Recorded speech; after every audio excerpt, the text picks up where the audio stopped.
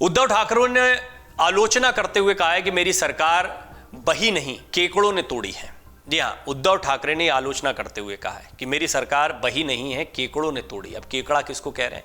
ठाकरे गुट की ओर से शुरू की गई इस पॉडकास्ट सीरीज आवाज कुणाचा में उद्धव ठाकरे का एक इंटरव्यू प्रसारित किया गया।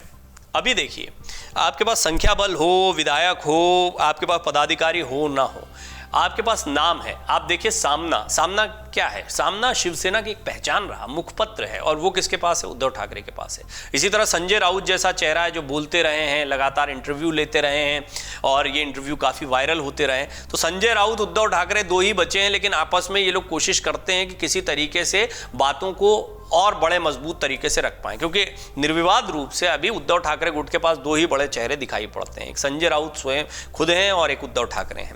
आदित्य भी हैं, आदित्य अपने प्रयास कर रहे हैं। कई और नेता, ऐसा नहीं कि नेता नहीं है, लेकिन जो बड़े चेहरे होते हैं जिनका कुछ असर होता है जनता के बीच में, वो निश्चित तौर पर ये दो हैं और ये दोनों अपने अपने प्रयास कर रहे हैं। तो एक नया प्रयोग किया गया पॉडकास्ट का, यानी संजय राउत इंटरव्यू लेते रहेंगे, इंटरव्यू में उद्धव ठाकरे अपनी बातें कहते रहेंगे। अब देखेंगे वो बातें तो वही हैं जो अभी तक कहते रहे, धोखे की बात हो, बगावत की बात हो, जनता सबक सिखाएगी, जनता सब देख रही, जैसी बहुत सारी बातें।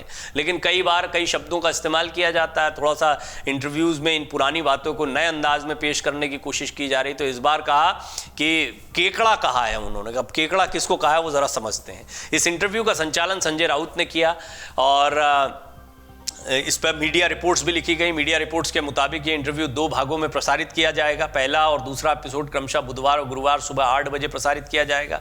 उद्धव ठाकरे का फडणवीस को जवाब है। पहले तो पिछले 4 सालों में महाराष्ट्र की राजनीति और उसके बाद के राजनीतिक घटनाक्रम में उथल पुथल मची हुई है। देवेंद्र फडणवीस ने दोहराया कि 2019 में उद्धव ठाकरे ने उनकी पीठ में छुरा घोंपा था। उस पर उद्धव ठाकरे ने विस्तृत जवाब दिया। देवेंद्र फडणवीस के बयान पर उद्धव ठाकरे ने पलटवार करते हुए कहा कि हमने खंजर घोंप दिया और फिर एनसीपी ने ऐसा क्या किया कि आप उनके साथ चले गए। उद्धव ठाकरे ने एकनाथ शिंदे को चुनौती देते हुए कहा कि हर दिन दिल्ली के खिलाफ प्रदर्शन करना हमारी संस्कृति नहीं है। इस पॉडकास्ट के पीछे ये कई कारण बताए जा रहे हैं। क्या कारण है? ठाकरे गुट द्वारा आवाज कुणाचा पॉडकास्ट लॉन्च किया गया है और आगामी चुनाव की पृष्ठभूमि में ये पॉडकास्ट ठाकरे गुट द्वारा शिवसेना के यूट्यूब चैनल पर लॉन्च किया गया है।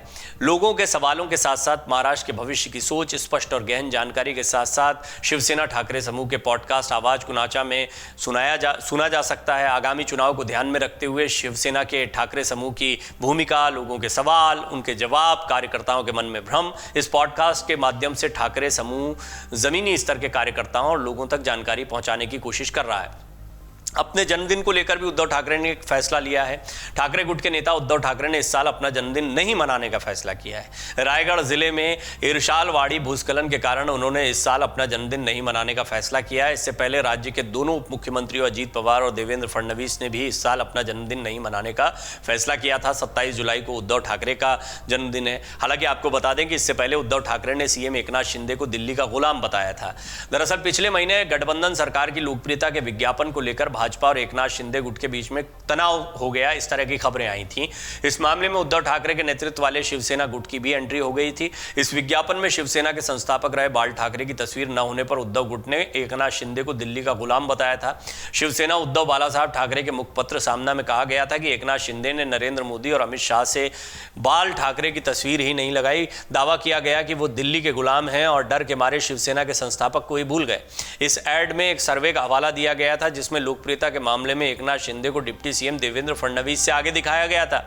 इस विज्ञापन के चलते भाजपा और एकनाथ शिंदे गुट के बीच खींचतान पैदा हो गई। कम से कम फडणवीस और शिंदे के बीच तो दूरी हो सकती थी, ऐसा कयास लगाया गया। हालांकि फडणवीस इनसे इनकार कर चुके हैं इन सारी बातों से। इस पर एकनाथ शिंदे गुट ने सफाई भी दी थी और हम साथ साथ हैं कि बात कहकर विवाद खत्म करने की कोशिश की गई थी। विज्ञापन में फडणवीस की तस्वीर नहीं थी, जबकि इसकी टैगलाइन थी, देश में मोदी, महाराष्ट्र में शिंदे।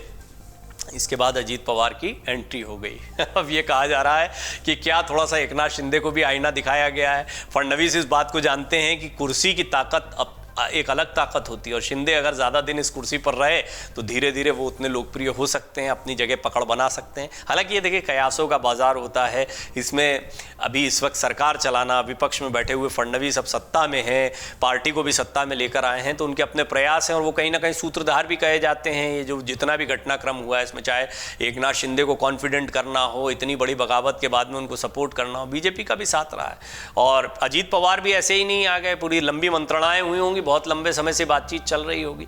तो देवेंद्र फडणवीस किसी बात से जेलस हो जाएंगे या एक विज्ञापन मात्र से वो परेशान हो जाएंगे, ये नहीं कहा जा सकता। और ये भी फिर बाद में इस पर काफ़ी सफाई भी आई, विज्ञापन फिर से प्रसारित किए गए, लेकिन उद्धव ठाकरे ने इसको दुधारी तलवार की तरह उन पर वार किया। एक तरफ से तो उन्होंने कह दिया कि बाला साहब ठाकरे का तस्वीर नहीं लगाना उनकी ये एक तरह से दिल्ली की गुलामी को दिखाता है, आप संस्थापक बाला साहब ठाकरे को ही भूल गए। हालांकि बाला साहब ठाकरे की तस्वीर का जब इस्तेमाल किया जाता है तो ये भी कहा जाता है कि अपने पिता की तस्वीर का इस्तेमाल करो, हमारे पिता की तस्वीर का क्यों इस्तेमाल करते हो। और दूसरी तरफ ये बात भी सही है कि शिवसेना का चुनाव चिन्ह और नाम जो है वो एकनाथ शिंदे के पास में है, तो इस लिहाज से संस्थापक तो हैं ही बाला साहब ठाकरे। देवेंद्र फडणवीस के तस्वीर पर भी उन्होंने टिप्पणी कर दी। कुल मिलाकर देवेंद्र फडणवीस, एकनाथ शिंदे, अजीत पवार, ये समीकरण बहुत खींचतान वाला है। ये बहुत अच्छे दोस्त बन गए राजनीति में आकर, और ये जब राजनीति में एक साथ नहीं थे, एक गुट में नहीं थे, तो बहुत भयंकर दुश्मन थे। दोनों ही चीज़ें कहना गलत है।